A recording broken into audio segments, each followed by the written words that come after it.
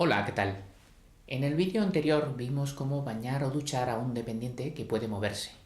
Hoy veremos cómo mantener la higiene de un paciente que no puede salir de la cama.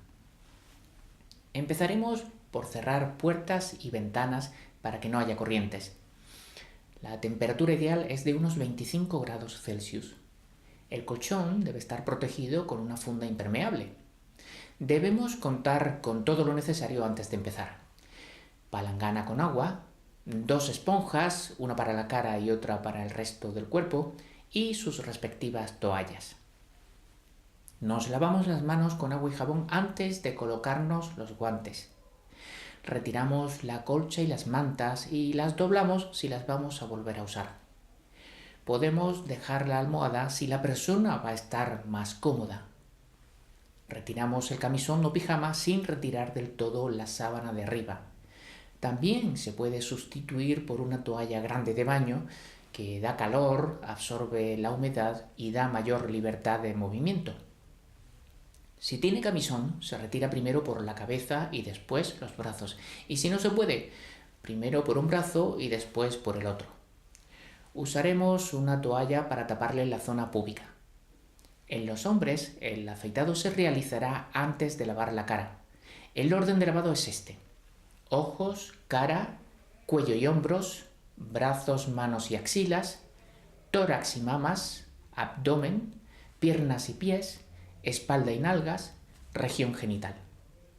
Hay que enjabonar y aclarar muy bien, pero teniendo en cuenta que el jabón, si permanece mucho tiempo sobre la piel, la reseca y puede producir picores. Los ojos se deben lavar solo con agua templada, con un algodón o gasa distinto para cada ojo y desde la parte más interna hacia el exterior. Los oídos y las aletas de la nariz los limpiaremos con algodón humedecido con agua templada. No emplearemos objetos punzantes. Después de enjuagar la cara con agua templada, la secaremos cuidadosamente. Seguimos por el cuello. Continuamos por los brazos, que lavamos con fricciones largas y firmes desde las manos hasta el hombro. Lavamos bien las axilas. Ahora seguimos por el tórax. En las mujeres hay que lavar, enjuagar y secar cuidadosamente los pliegues bajo las mamas. Y al terminar cubriremos con una toalla para que no pase frío. Seguimos por el abdomen.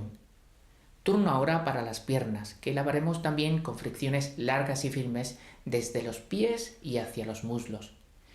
Para lavar la espalda, ayudamos a situarse boca abajo o al menos de lado, situando una toalla como soporte para los glúteos y la espalda. Lavamos y secamos la nuca, los hombros, la espalda, las nalgas y la parte posterior de los muslos. Hay que prestar especial atención a los pliegues de los glúteos. Volvemos a la posición boca arriba para lavar la zona genital. Si es posible, animaremos a la persona a que la lleve a cabo. Si la vamos a hacer nosotros, tendremos en cuenta las siguientes precauciones. En mujeres, lavaremos con agua y un antiséptico específico en el siguiente orden: pubis, cara interna de los muslos, zona genital, ano y pliegue interglúteo. En los hombres se empieza por los genitales y se acaba por la zona anal. Si tiene una sonda vesical, antes de lavar conviene fijarse bien por si alrededor del meato urinario hay inflamación, olor o supuración. Después limpiamos el periné y la sonda con movimientos circulares. Bueno, ya sabemos cómo lavar a nuestro familiar dependiente en la cama. Muchas gracias y hasta el próximo vídeo.